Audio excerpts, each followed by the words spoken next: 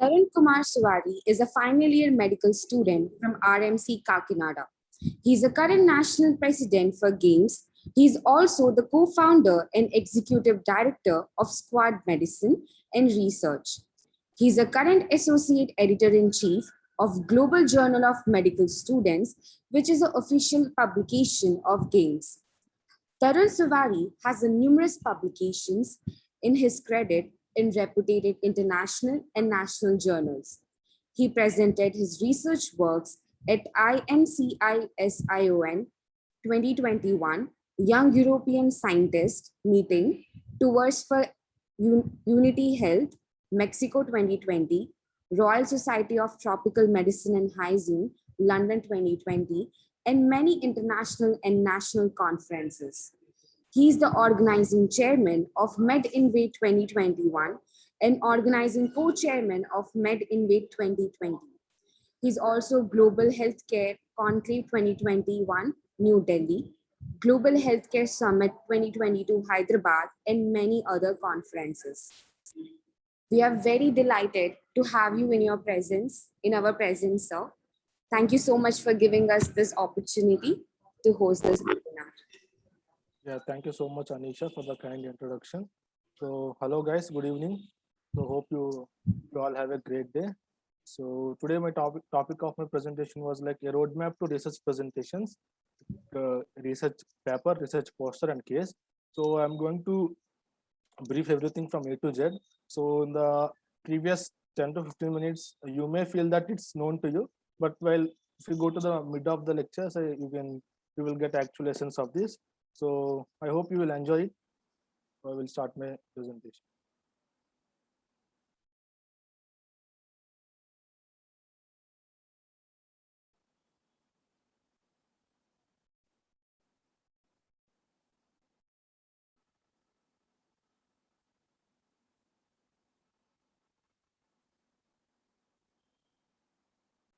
Let me know if you see my screen. Yes, we can see your screen. Okay.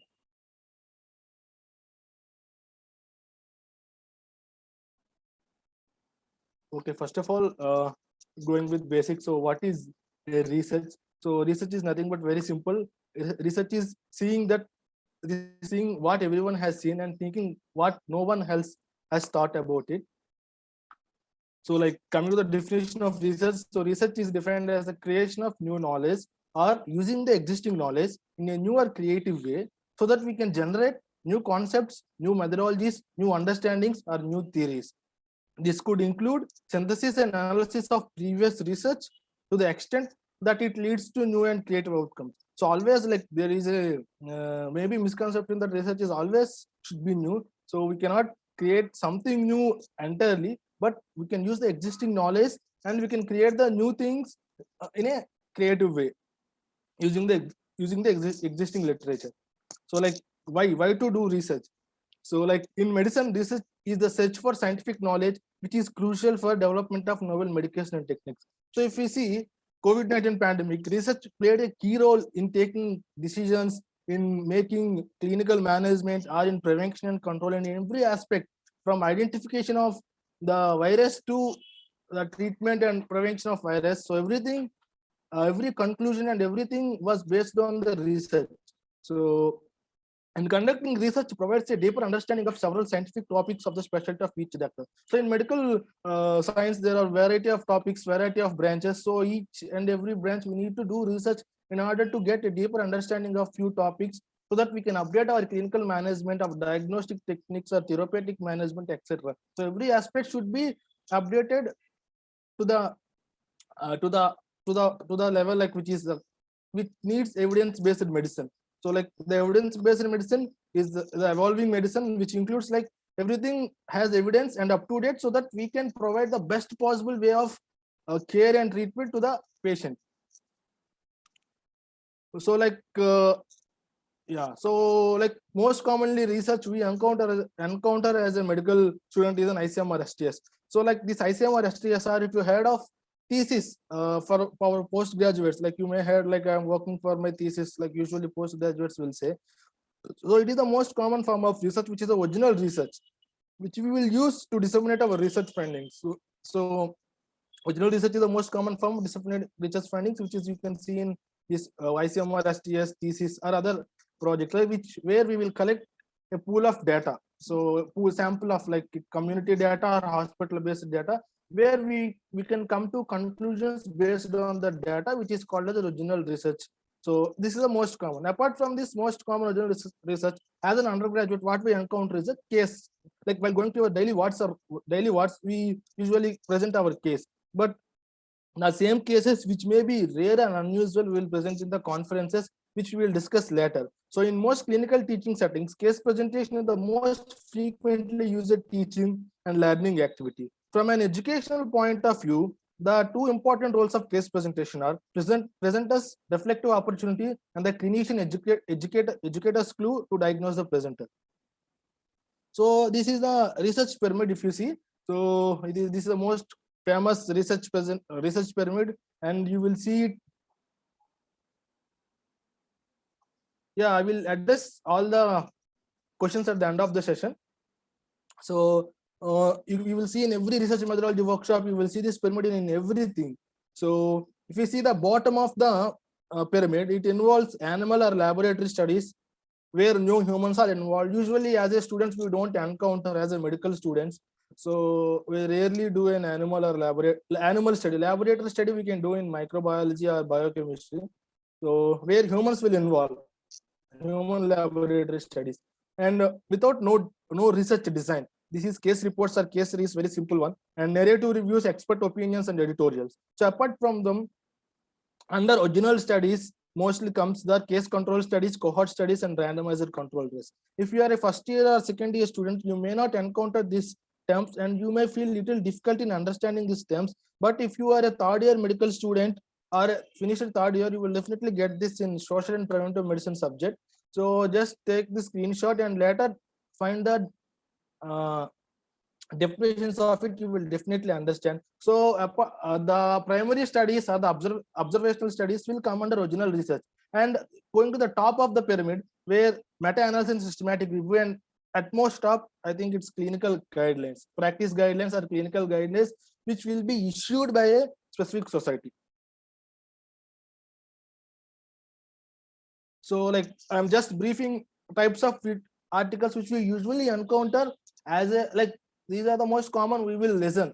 Like if you are into research or if you know research while reading journals or while seeing something, you will encounter original research articles. So original research articles are like it's a form of research where we collect a specific data during a study period using a specific study tool or a clinical, or you will collect clinical data and try to analyze the results of the data so that we can come to a conclusion based on your aims and objectives. So let's say a simple example I will say. So you want to assess the knowledge and attitude and practices towards medical research among undergraduate medical students. So then what you will do, so you can opt this original research article. You can choose this type of, you should do original research article. So you will create a questionnaire, which is a study tool. Study tool, is it a tool you are using to do the study? So it is termed a study tool. You will do specific study period. So the study period can be 1 week, 2 weeks, 2 months, 3 months, 1 year. It will depend upon your research methodology. You should discuss with your guide and you should do according to the feasibility. So then after collecting data, you will get responses from the students. Then you will analyze the results, like how many are males, how many are females, what age groups are filled, what is the mean age, and which year students are more interested towards biomedical research. Like you will not only assess interest, their knowledge towards biomedical research. There are several questions where every student will respond to it, and you will analyze the results and you will come to a conclusion. So these type of articles, this is a normal medical education data. Similarly, you can assess some clinical data in a clinical data like clinical profile and outcomes in a specific disease, or comparison between two diagnostic techniques in a specific disease. So let's say, like, I think most of you all are well versed with COVID-19. So for COVID-19 diagnosis, RT-PCR is a gold standard. We also have rapid test. So you want to compare the compare which test is better. uh, RT-PCR or rapid test. So it is one type of study. So these all comes under the original research articles. Next, case reports or case series. You will go to a ward. If you encounter, like you will generally take case, like for every medicine, for our surgery, for anything, you have some common cases according to your syllabus. So the same case you will present during your wards. If the same case you will publish in a journal or present in a conference, it will stand as a case report. Case report involves only single patients. Case series, it varies from like some from like sources, different sources saying different thing, but minimum 4 to maximum 7 is usually which I know it's a case series. Up to 3 or up to 4, we can even in some case reports they will include 2 patients also. So but if it's more than 4, I think it will term as a case series. And review articles, like review article is nothing but just in order to explain you very easily, I'm saying. So review articles are nothing but just an essay. Like I'm just saying it's not an essay, but if you see it's like an essay. You want to write an article on some topic. Suppose COVID-19, from its A to Z of COVID-19, like what is COVID-19 virus, what is its virulence, what is its origin, what is its genetics, and what is its clinical features, what is its laboratory diagnosis, what is its prevention and control, what is its treatment. So here you are covering all things about COVID-19. So you will write under specific cited links, then it is called as a review article. So you will use the existing literature and you will narrate it. So that's why you will call this as a narrative review article. So if it's not if you are following a specific methods, like there are few guidelines which you need to follow while using systematic reviews. So there is a guidelines called as Prisma guidelines, which you will follow while writing a systematic review. Then it is called a systematic review. And if you add some software to analyze the generated data during systematic review, then it is called as meta-analysis. As an undergraduates, mostly we don't touch the systematic reviews and meta-analysis unless you have some good background or you are very much into research. Then you will try to experiment with systematic reviews and meta-analysis. But most common is original research articles and case reports. The other type of articles which you will publish but not actually present, like it's not in our presentation today, not related to our presentation. So now coming to the conferences, like why to attend a medical conferences. So what is the purpose? Actually the medical conferences were established. So the medical conference is a platform for discussing the new groundbreaking research, technology, and innovations. Along with that, we can interact with similar peers, like mostly actually at first the medical conferences were established according to the specialty, like gynecology conferences and medicine conferences, surgery conferences, where the specialty related doctors will meet and discuss about the latest research done by them in the respective institutes or technologies or innovations, everything they will discuss. And along with that, you will interact with different kind of people, and you will get networking opportunities, exposure to advances in medical fields, improvement in presentation and communication skills. So if you present a research work in any conference, you will get presentation and communication skills. So through workshops, we get hands-on experience. So if you see now, if any medical conferences at an undergraduate level also, there are many workshops. So these are not routinely we encounter in our daily medical curriculum. So that's why workshops are very, like even more than presentations, more students will attract towards workshops, because they don't usually learn in their undergraduate period. Some may learn in internship in few institutions. So that's why you need to attend conferences.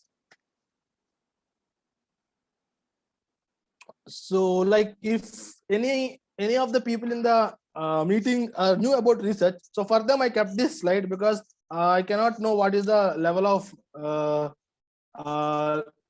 knowledge on this topic on everybody. So first of all, identify the research problem. So then you need to do the review of literature. Suppose like let me brief you. So you have a problem, you are suffering from some problem, like it's not general problem, you need to tackle some problem, like somebody is harassing you or somebody is insulting you. Then what if you have identified a problem, then you need to discuss with your peers, or you need to take advice of some people whether they have encountered the similar thing in their past or not, so that based on that you take further steps. So the same with the research. So all your research works are published in internet in major databases. So the most common two databases which you will listen are, 1 minute, listen are sorry, the most common databases you will listen are, one is Google Scholar, one is PubMed. These are most commonly used. So in those you will type your research problem, like you will, through research problem you need to take few keywords and you need to say, so you are reviewing the existing literature. So you are reviewing in the sense you are going through the existing literature similar to your research question. Then you need to identify the gaps.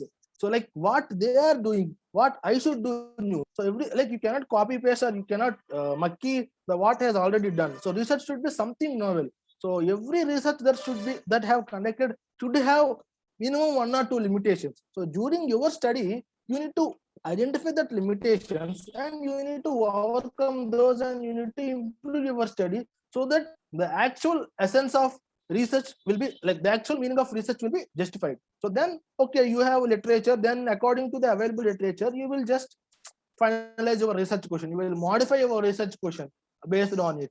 If it's good, okay, you can keep the same research question. So next, conceptual framework and hypothesis. So you will generate few hypotheses and according to that you will frame your aims and objectives. So like you evaluate something or association between something or something, you will conceptual your framework and hypothesis in the form of aims and objectives. Choosing better research methodology. So this you need to have some good understanding on research methodology. If not, if your guide have, your guide will guide you, no problem in it. And data collection, next, once the protocol is finished using the standard tool, or if you need to collect clinical data, you will go to data collection. Next, analyzing and interpreting the data and reporting and evaluating research. So yeah, as I previously said, after data collection you analyze and interpret data and report and evaluate your research. Next, manuscript preparation and review. And next, presentation and conferences and publication in journals. So usually in the past, so the through conferences mostly our research findings will be disseminated. So mostly the conferences established just to disseminate your research works. That's the main motto, nothing. So just to represent your research findings. Now the journals are increased, the internet came, so the articles are rapidly publishing. So that's why the conferences are little modified. Still, conferences hold that credibility to, and hold that power and hold that thing to like to disseminate research findings. And the ultimate goal of our research should be either any one or both. You can present in conference and publish in journals, or you can directly present in conference, or you can directly publish in journal. You can directly publish in journal and then present in any conferences, or you can simultaneously present and submit to some journal. So it's up to your wish. So next, like you are just coming to case report. Okay. So but like not like you cannot present a routine case. Suppose let's say, should we take? Okay, suppose if you go to surgery department, you will definitely encounter hydrocele or hernia cases. So you cannot simply go and present hernia case which you usually present in our daily wards, or hydrocele case or normal breast cancer case. The case report should have something unusual presentation or some rare finding, or you used a new treatment or intervention which is not common for that disease, or you used a new imaging technique to identify case, or there is a strong educational message to patient and doctor. So these should be there in your case, so that you journals and the conferences will accept your case for presentation.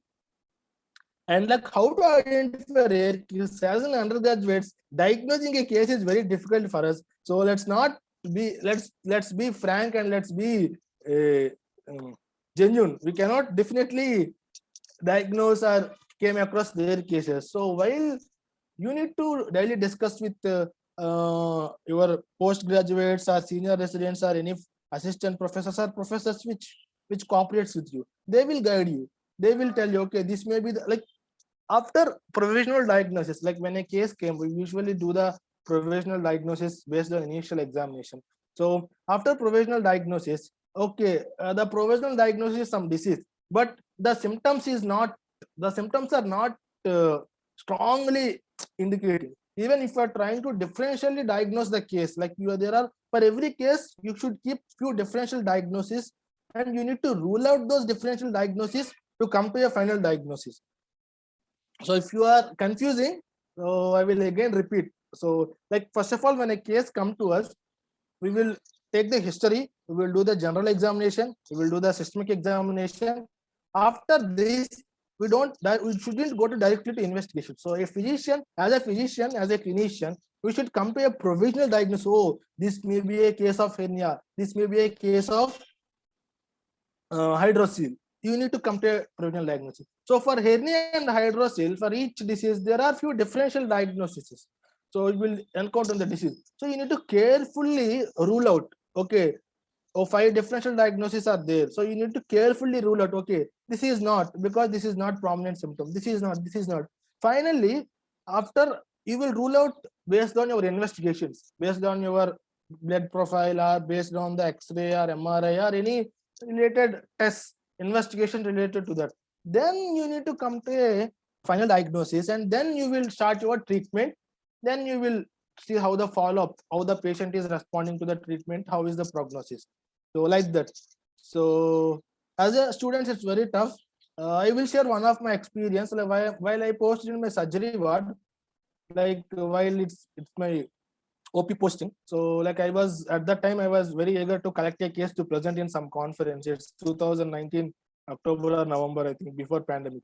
So then I was continuously poking my postgraduates, sir, show me a rare case, show me an unusual case, I will present in some conference.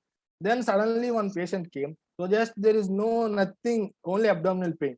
So the postgraduate examined and I assisted him. But like we haven't came to a better like we just normally diagnosed it. Then the assistant professor came, he examined. So he told like it may be a case of any abdominal tumor. So one send them to CT and MRI. So then we have sent to the patient to the then we then it came based on the investigations. It was revealed that it is a pancreatic neuroendocrine tumor. So the abdomen is also flat. There is nothing swelling in the abdomen also.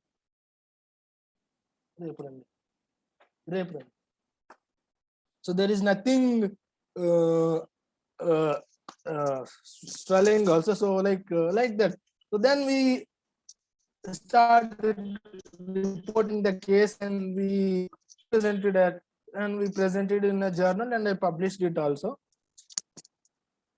So like what is the purpose of the case report? So the purpose of case report should be expand our knowledge on clinical manifestations, any new clinical manifestation of a specific disease, any new diagnostic approach or any different diagnostic approach, or any therapeutic alternative of a disease, ultimately to improve the quality of care provided to our patients.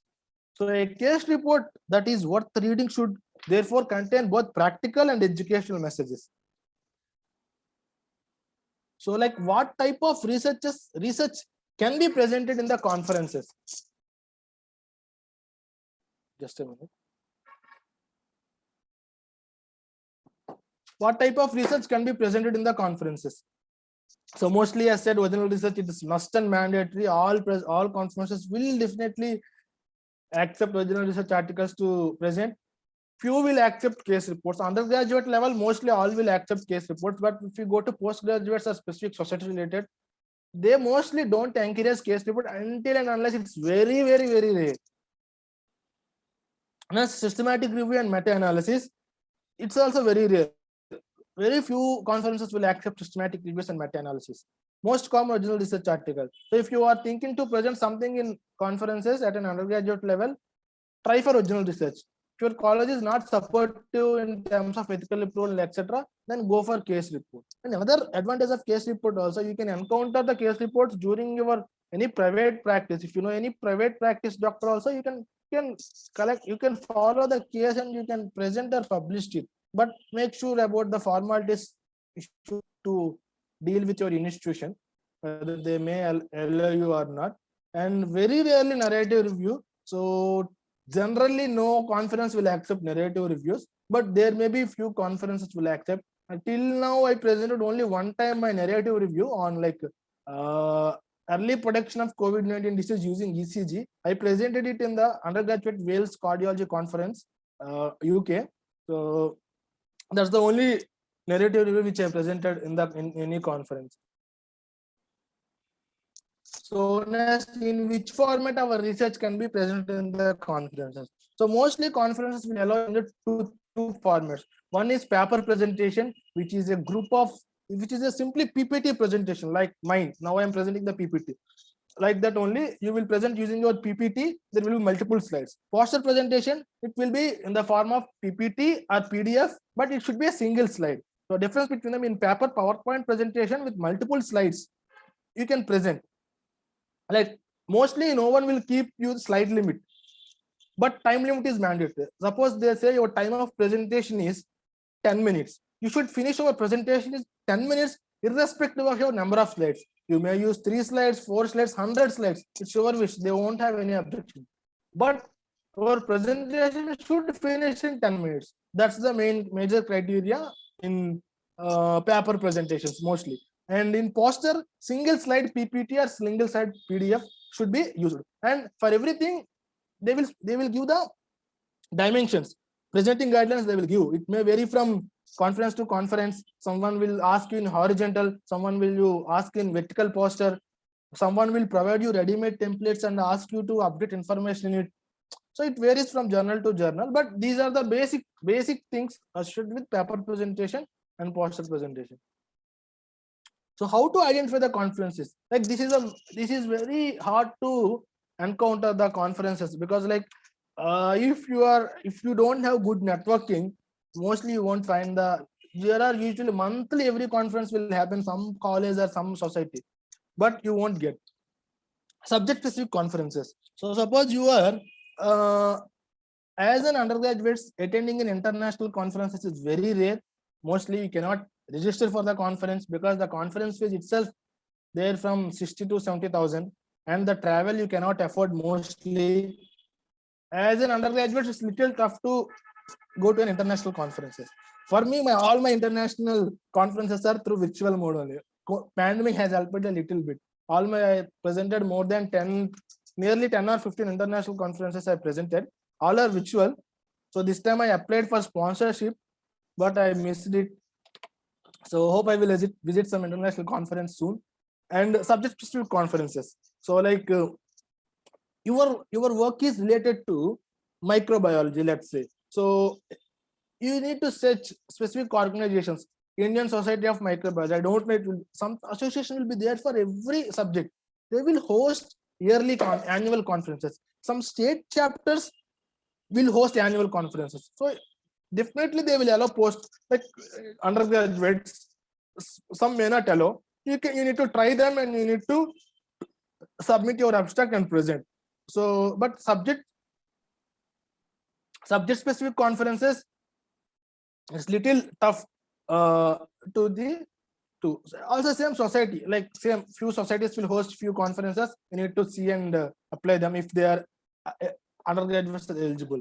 As an undergraduate students, in what type of conference we mostly present is, one is student organizing conferences, one is undergraduate student conferences by specific colleges. Like almost all top colleges has its annual scientific conference, and almost all student organizations have its annual conference. For SMR, we conducted Medinway 2020. For 2021, where more than for 2020 25 countries people has participated. For 2021 15 country people has participated. Because of online, we made it international.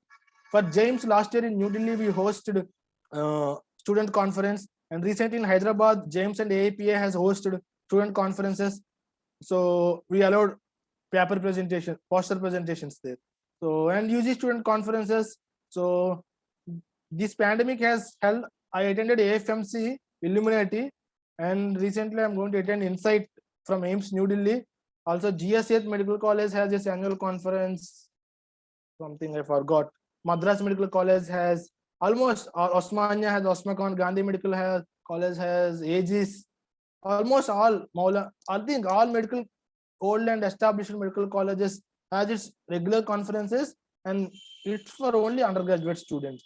So like if you have good networking or if you join any organizations, you will routinely encounter these conferences. And what is the difference between national and international conferences? So even I attended few international student conferences also. So there won't be not major difference. Mostly all are same, just the travel distance and expenses. But few international conferences, like especially society related top conferences, like let's say in gastroenterology, American Association of Gastroenterology or European Association of Gastroenterology, European Association of Neurology, American Cardiothoracic Society, American European Heart Association, yes, something. There are international organizations there. Like I recently encountered in my network, like they don't try to publish their they don't try to publish their work. They try to present their work in international conference, because most reputed international conferences will publish their abstracts, because like next I will tell about what is the abstract, etc. Like while you need to present something to the journal, you need to send your abstract according to the submission guidelines, so that they will evaluate your abstract and they will say whether you are eligible to present or not. So once you present, they will publish your abstract as a confer in the abstract book in the respected journal. As if it is very difficult to publish your full manuscript, like entire manuscript, in a impact factor journal, but it's very easy to publish your abstract by presenting your research in a good journal, good conference, so that they will publish your abstract, and some will consider your abstract publication as a publication also. It holds the similar weight according to a full text publication, because like even I conducted several researches, like publishing it as an abstract by presenting in some conference in a 5 impact factor journal is very easy, and submitting the full paper and publishing in a PubMed index in 1 impact factor journal is very tough. So that's why if you can do that, you can do that. It's up to you. However, after abstract publication also, you can separately publish your full text manuscripts in another journal. But while applying to the journal, you need to mention in the cover letter that this article was already presented in this journal and this abstract was published in this journal. So don't consider this as a plagiarism. Then the editor will don't think you have copied from it, and they will further process your manuscript for peer review. And if peer review comments are good, then you can publish your full test. Suppose you have presented in some X conference and X association conference, and X association conference has Y journal. So your abstract was published in the Y journal. Okay, it's an abstract conference abstract publication. But later you can write your full abstract is hardly 500 words. But you need to write your full paper, which is 4,000 words or 3,000 words. Then you can publish your full paper in some another journal. What I mean, some judge journal. Just you need to inform that it was presented and published in that. Just for formality, that's it. And mostly in international conferences, presenting itself is great, because like there won't be no much awards, or there won't be much winning things in the international conferences. I presented in Royal Society Tropical Medicine Hygiene. There is no winning spot in that. Just presentation is itself a big thing. Even TUFHS also, presenting is a good thing. And as meeting, it has winning spots like that. So most international conferences presenting is itself great. So well, coming to the national conferences, not only 1 or 2 national conferences will publish their abstracts. Not mostly, they won't publish. Just you need to present it and you will get certificate of participation or winning. If you win, they will be winning awards. So now, in order to submit, just a minute.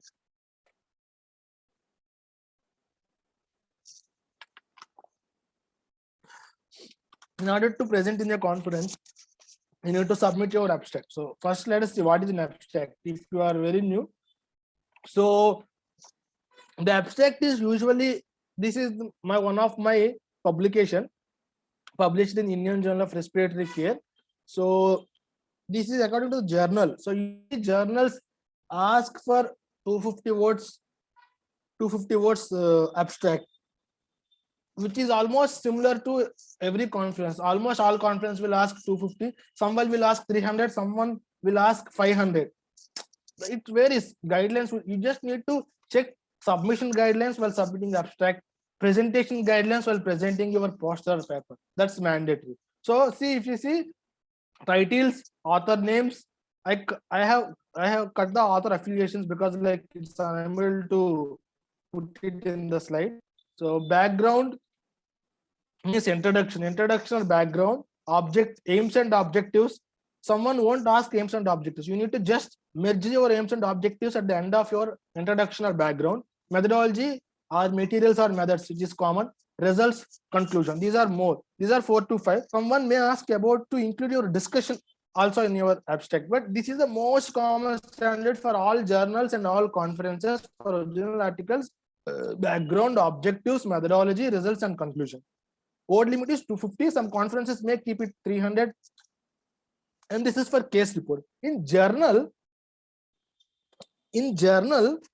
case report will be as a paragraph, single paragraph under 250 words. But while submitting to any conference, the format of abstract is entirely changes, which I will tell you later. So this is journal.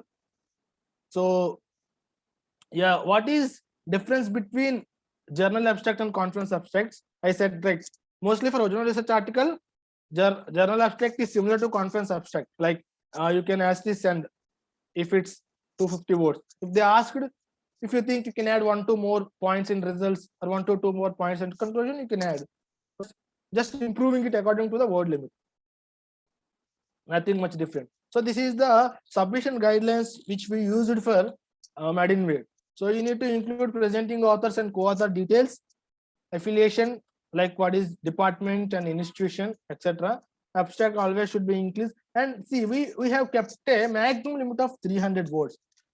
My conference abstract, my journal abstract word limit is 250. I can directly send this 250. If I feel okay, I can add this. Since there is 50 words upper limit, I can add 1 to 2 result points. I can add and send. That's it. Very simple. And abstract subheading, see what we have asked. Title, introduction, aims and objectives, methodology, results and conclusion, which is similar. It is same as journal abstract.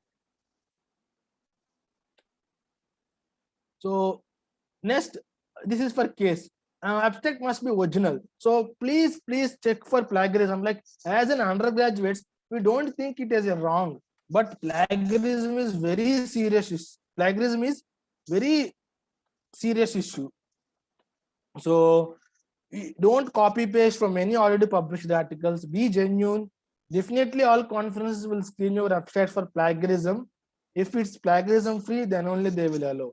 And while abstract, please use standard abbreviations, because like let's simple, you need to write full form of MRI in the abstract. You cannot just simply write MRI, because it's very simple, all will know. There may be similar words which not all participants, like all judges may or may not know. So you should always use full form for the first time in an abstract.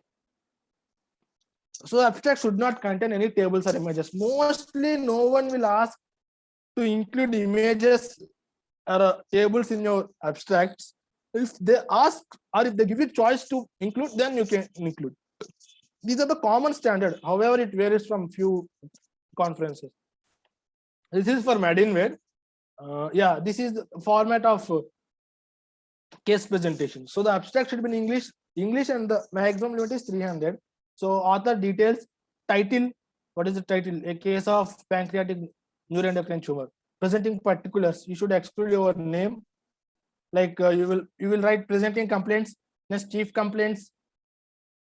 History, past history, present history, other relevant history. Like the difference between the case which we usually present in our what and disease.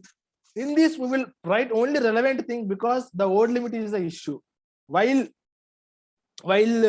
presenting the case in our words, we will tell the negative history also. But here there is no need to tell the any negative history. We will directly go to the key findings in the history. If there is specific history present, we will write. You don't need no history of this, no history of that. There is nothing to write like that. So you need to be go to the on point. You need to be very straightforward. In case report, abstract publication also same. Examination. So after history, you will take general examination. After that, you will do systemic examination. Then you will come to a differential diagnosis. Then you will do investigations, and you will come to a final diagnosis. Then you will try your treatment. Then how is the patient prognosis, follow up, etc. So this is the standard case abstract thing. But this is for journal. Sorry, presenting in conferences, mostly common. See, if the journal, it's a unstructured abstract, it's simply just a paragraph. So that's it. So this is another guidelines which I'm sharing you from recent AIMS Delhi conference, which is going to present in April. So I have taken, see, they have kept oral poster presentation. So first they need to send their original research article abstract, word limit 500. So I have sent them one abstract. For that, usually I have written it for publication. Its word limit is 250. So I've written below 250 words. Here they have asked for 500 words. I added 1 to 2 more lines each in background, methodology, results, and conclusion. That's enough. The word limit is increased. I have sent it to the conference. See, background, aim, methodology, results, conclusion. So it's almost same in all conferences. Next, poster presentation. So poster presentation, they have given for oral paper, they have only asked research, original research. For here, they given original research, original case study means case report, original review. Here, original review means systematic review and meta-analysis. Same 500 words. Actually, I said in national journals, mostly they won't publish in any journals, but since it's IIMS really prestigious, they are publishing in National Medical Journal of India. That too, not all, only 3. But usually, reputed conferences publish all presented abstracts as an abstract book. So here, next one. So see, original research, what type of side headings they have kept, original case study, see, background, presentation. In presentation, you will need to write history of present illness, chief complaint, history of present illness, past illness, other history, and examination, general systemic examination. Then differentials, investigations, diagnosis, and after diagnosis, in the diagnosis only you will write your treatment, or you can write in discussion also. Like mostly discussion is related to journal thing, journal manuscript, but here they given you can include treatment and etc. in discussion. So original review in systematic review, background, search strategy, results, conclusion. In narrative review, there won't be any results and search strategy. In only systematic review only there will be search strategy and results.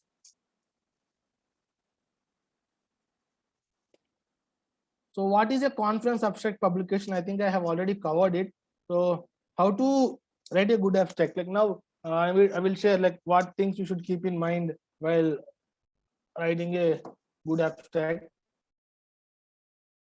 So make sure you will follow guidelines given by them. So like as an undergraduates, they won't expect from us very sound research or novel research. They will see whether we are justifying some basic rules and regulations of research or not. So if the competition is less and you have clearly followed guidelines, you will maximum be selected for the conference as a presentation. If the competition is high, there are limited number of entries, then they will see other aspects which I will tell later. So background should be short and specific. You shouldn't write unnecessary things like, let's say COVID-19 declared as a pandemic by WHO on March 2020. COVID-19 has these symptoms.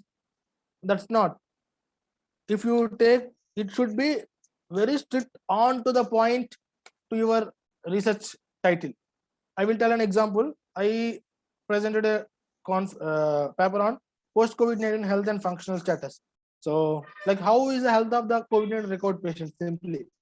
So, my introduction is very simple. I don't written anything about COVID-19 symptoms, etc. In the previous pandemic, if we see MERS, SARS-1, MERS, and influenza flu, many patients have suffered from post-COVID, post-infection, like post-recovery infections, post-infection symptoms. So we also try to, and we are so there, but in COVID-19 also there are similar chances, but not more people are giving attention. So we aimed. Now it will come under background only. I kept. If they ask separate, we can write. Then we write the main aim of the main aim and objective of my project is to evaluate the post-COVID-19 symptoms and health status and functional status among COVID-19 record patients. Simple. Very clear and on to the topic. There should be like no unnecessary points should be avoided. Methodology should be very precise. Like don't write everything. Write the what type of study mostly, like whether your is an observational, cross-sectional study, cohort study, or retrospective case control study, prospective or retrospective study. One thing mostly you should write study type is mandatory. Then I don't think study period is mandatory. If there is nothing more in methodology, add study period. And then like which study tool you use, like a self-administrated questionnaire used, or a standard questionnaire used, or how you collected data in one line. Then about 3 lines about methodology and add 1 line about statistics. How you analyze the results, like Excel 2019 or SPSS or any Innova software or any other statistical softwares. Results should be accurate. So like don't mention everything in the results. Like what I say, 58% are males, 29% are females, 15% are from age group. You should go to the, you should mention key findings, like 45% of COVID-19 recovered patients are suffered from post-COVID-19 symptoms. What are the most common post-COVID-19 symptoms? Anxiety, cough, or what did I say? Fatigue are the most common symptoms experienced by the post-COVID-19 COVID-19 recovered patients. Like that, you should mention key findings, not unnecessary findings. How many are male, how many are female? That is not necessary. So then conclusion should be strong and justified. Your conclusion should reflect your results. You should come to conclusion based on your results, and it should be according to your results, and you should provide some new suggestions or recommendations at the end of the conclusion. I told the research example. So we found that more than 1/3 of COVID-19 recovered patients are suffering from post-COVID-19 symptoms, and there is a strong association between hospitalized patients and post-COVID-19 syndrome. More multicentric studies, large global studies are required for better understanding of this effect of post-COVID-19 syndrome. Also, like standard tools and guidelines should be implemented to screen and early detection of post-COVID-19 symptoms. Like that, first you will write summary of your results, like in 1 to 2 lines. Then you will say something and prevent plagiarism. Don't copy paste introduction from something or conclusion from other similar projects done by others. What judges look during presentation, it's same for abstract also. Like as I said, right, if there is a very high competition, so judges will look for something. So what they will look, actually these are the things which are taken from a recent GHS. I closely worked with judges and they have given this scoring both for abstract and presentation. Till conclusion it's for abstract. The same thing they have used for presentation also, and during presentation they have given extra marks. So title 5 marks, background and need for study 10 marks, design of study including statistics, 15 marks, results, 10 marks, conclusion, 10 marks, preparation of poster, how you made your PPT, how you made your poster, 10 marks, presentation, 15 marks, questions, 25 marks. In this, see what are the what hold a major role in this. First one is design of the study. So design of the study is very important. You need to came up with a very strong methodology and good statistics. So that's why design played a key role in this. Next one is presentation. How good your study is, how good your posture is. If you don't present well, so they won't satisfy. So then questions. So you have somewhat presented very good. You have good English skills. You have good accent. But what if you don't answer any questions? They may feel okay, you have not done the study. So that's why questions here have a strong weightage in it. So like how they score marks, like have you framed the correct title, apt title, background, like is you clearly explain the need for the study. The main purpose of the background is that you need to say why this research should be done. That's why design, okay, it varies from design always is not in our hands. It will depends upon the opportunities also, availability also. Results, how well you have presented your results. Like you just simply copy paste the entire lines, use different pie charts, tables, graphs, and represent your results very well. Conclusion, like conclusion, like giving a right conclusion is very tough. Most people what they will do is just they will copy paste key results in the conclusion. It's not conclusion. Conclusion should be, seems to be very easy, but it's very tough and it's very hard to give a right conclusion. So that's why poster, yeah, not, I think poster is not so great. Like they definitely they won't see the design, etc. Even a simple background, if you present it very clearly, you should, it should be clearly understand, and it should look clear, not colorful. Colorful is different, clear is different. Your poster should be very clear, not colorful. Someone will think that if we make our poster very colorful, judges will impress. It's not the color, it's how clear your poster plays a key role.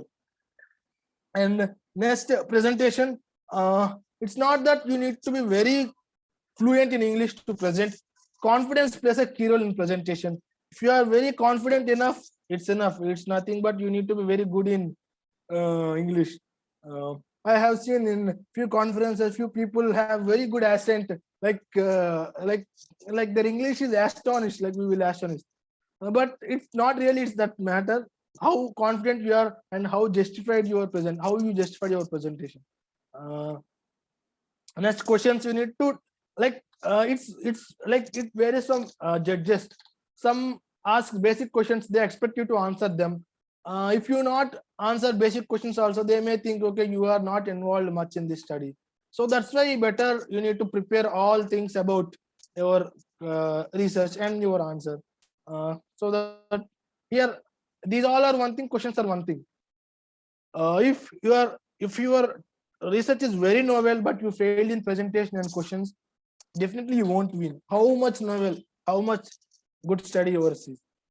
Your project is very simple, but you presented it well and you answered it well, you will definitely win. So don't be afraid. Oh my God, that boys or girls presentation topic is very novel, very good. I may not win. Like, don't lose your confidence anytime. Give your best. If others won't impress, you will win. So I have seen in that in several conferences. So tips for making good presentation, I think I have already covered. So please make sure you will go through the presentation guidelines. So what poster size they given? Mostly they will give vertical or horizontal. And in PPT, we can limit the information according to the time.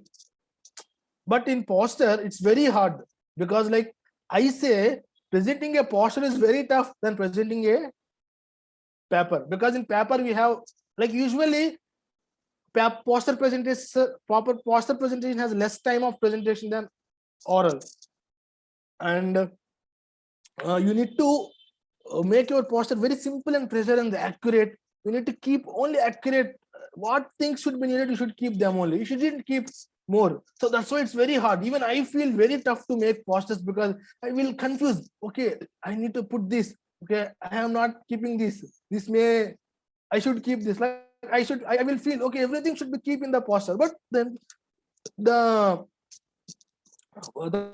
portion won't be there. And also in poster, while presenting the posters, you should have good font size, because in posters, because of the limited space, you will usually what I will say, English, usually stuff it. You will usually keep it very stuff like very near. So don't do like that. Keep only limited. Keep it some good font so that all can clearly see it. And that's it. And background color theme of the poster PPT. Mostly plain background is good rather than dark background. Plain background theme of the poster, like actually some basic themes are enough. Like this theme, like side small curves or upper border, lower borders, like that. Not very good backgrounds or themes are needed. Font size and type of font you see, like make sure the standard fonts will be used so that can be clearly visible. And font size is 24 is recommendable. I think 24, and 1.5 spacing also 1.5 or 1.15 is enough. I think it's 1.15 I kept for this presentation. And for PPT, check number of slides, fill information based on time limit for presentation. So according to the time limit, you do rehearsals. If you think you are not finishing in time, then reduce few information. Bar graphs, pie charts, and tables gives additional impression to the judges. So during one of my presentation, I don't get time. I just simply copy paste the results. Like it's look very plain. Judges said the same thing. I think if you used, your topic is very good, but if you have used bar graphs, like some diagrams to represent your results, it may impress us. So ideal number of slides for PPT, font size 24, line spacing 1.5, 15 and 1.5. So for title and author, introduction 1 or 2 slides requirement, aims and objectives 1 slide enough. Methods 3 slides or more based on requirement. So if your methodology is very large and you need to explain the methodology for sure, you can keep, like make sure time, everything should be based on the time limit only. Slides, there is not much limit actually. Just I am saying the ideal number. Results 4 or 5 slides based on need. Discussion, I think 2 slides enough. Conclusion 1 slide. References mostly they won't ask. If asked, keep 4 to 5 relevant references in the thing enough. So for references, if you think there are more references, you can decrease the font size, etc. Like, so benefits of presenting our work in conferences. Like first thing, you will improve your communication. First thing, you will disseminate your findings. You will get your recognition for your work.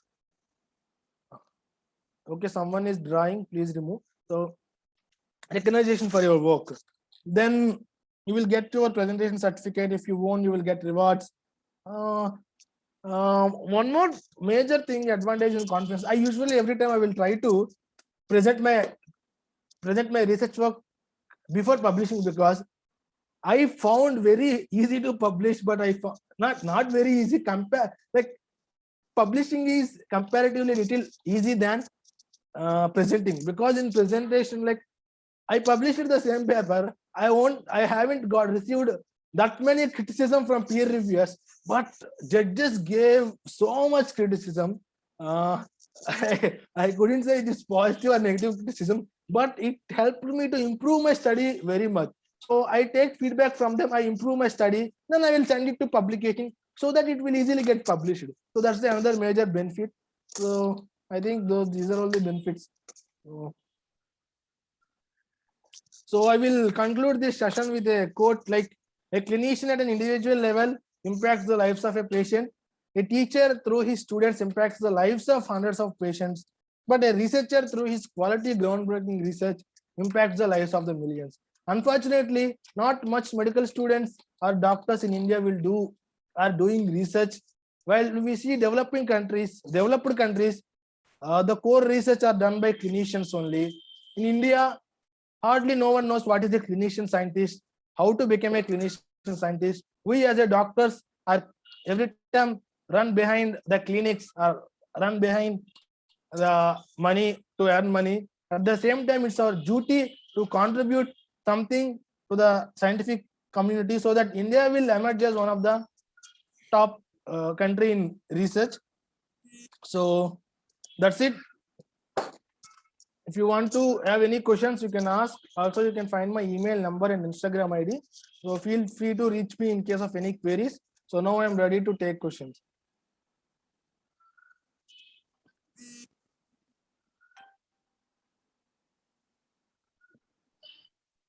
Does anyone in the audience have any questions? Sir, can I talk? Yes, yes. Sir, is there any plagiarism software, sir, so that we can check our plagiarism percentage? Yeah, there are few online softwares. Like if you can simply go and Google it, like simply Google plagiarism checking, online plagiarism check, you will get many sites, but those are not 100% reliable. Usually, few universities will give few plagiarism access to the students. It should have, but if you don't have, then it's little tough. Actually, I don't have, but I have taken it from my friend from other institution. So like that, if you have network, you can find. Otherwise, you can ask your any of your professors or PGs who may have access to plagiarism checking softwares. Okay, sir. Thank you, sir.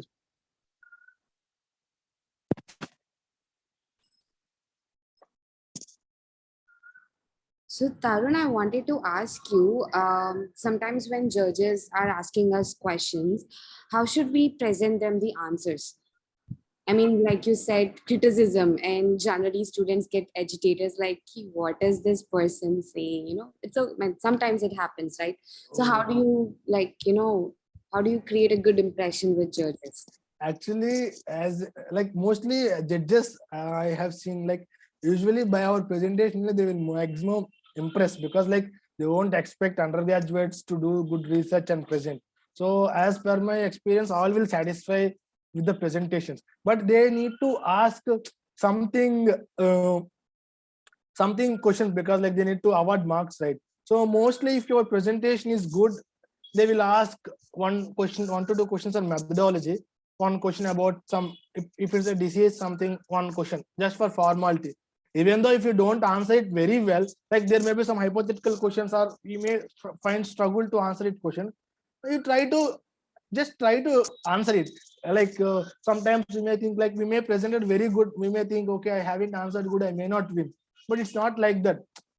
You may win, eventually you will win. Some students won also, because I thought okay, like AFMC my friend presented, I am also presented. Like for her, like there are numerous questions continuously asked, even scold also, judges scold also. I thought like it was very, finally she won. Then I thought okay, judges scold like that, how she won?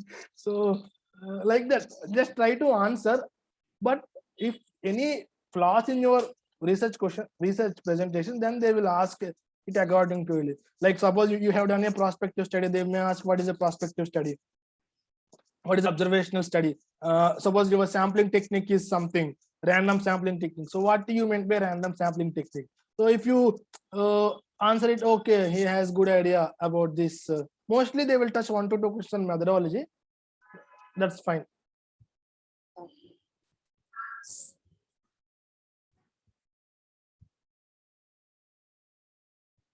Does anyone else in the audience have any questions?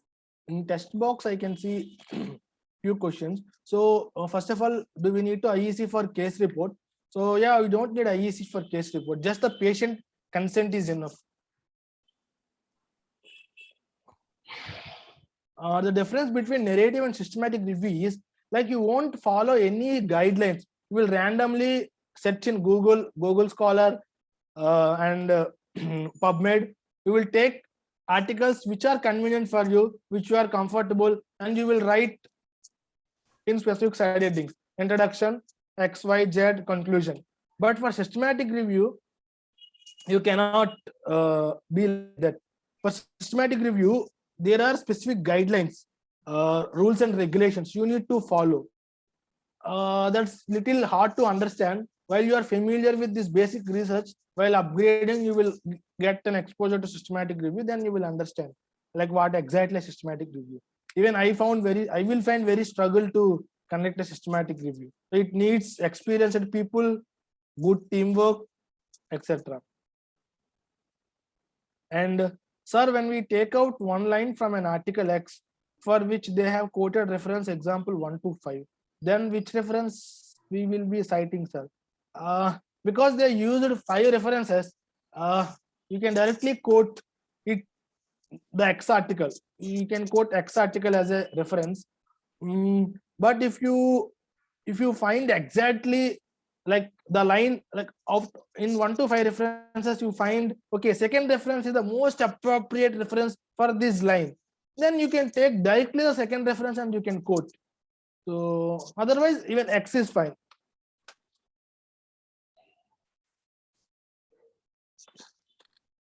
And also I would like to send you the feedback of the session so that I will use it for my improvement in the next session. So This please was draw. really good. I think we learned a lot of things. I mean, personally, I think if in the audience there are a lot of dental students, I think case presentation and paper presentation is something that undergraduates really don't know. I came to know about it during my COVID time period, like for the past 2 years. I was like, okay, there is a thing called paper presentation and case presentation. So this session was really helpful because nowadays a lot of students are getting exposure to it, and this will be really acting as a good guidance. So thank you so much, Tarun. Yeah, welcome. So I'm very happy to take this session. Thank you so much, Dentowesome, for the invitation. So I am improving my my speaking skills and presentation skills through this. So This is like good. one more question. I think this may be the last question. So sir, how to download article for which only PMID number is given and not UAE? So actually almost all recent articles now, like from 2000, I say from 2000 to 2005, will have a DOI. It's mandatory. Old articles before 2000, old articles which later like it's actually printed journals later converted into online, they won't have PMID, but you can find the full test links there. Definitely in the PubMed site only you can find full test links. It will redirect you to the journal. Then if you don't find still, then copy paste the title and direct to Google so that you will get the journal website link also where the actual article is present. So next question is, any website where we can read abstract or paper presentations? No abstracts, I think you cannot read, but if you can read through like some standard conferences publish their conference abstracts. So in their journals they will publish their abstract book. In that you can find the abstracts. You can read there. Paper presentations you want to read in during COVID-19, there are numerous online conferences happened. You can directly go to the SMR YouTube channel. You find Madinway 2021, 2020 case and paper post presentations, full videos. You can go through them and you can get an idea how posters are presented, how papers are presented, how cases are presented, how judges are asking questions. You can find in SMR YouTube channel. Should we quote references from latest articles only, or old ones? Old ones also will do from 1950s. What's more significant? Quote from references. Yeah, actually, it's always better to include recent references. Even during few of my manuscript revisions, I received for 2 of my manuscript was, please include recent references for citing. So mostly because like almost all that old research is outdated. So better use 2005, even 2015 after 2010 after latest references for citing the thing. Sir, key article should be from Q1 or Q2 journals. Yeah, no, nothing. Any journal, it's fine. So it's just like this Q1 or Q2 are rankings based on various things. So if it's from a good journal, it's enough.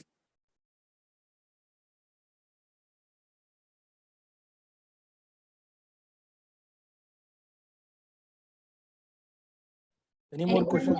Anyone else from the audience have any questions?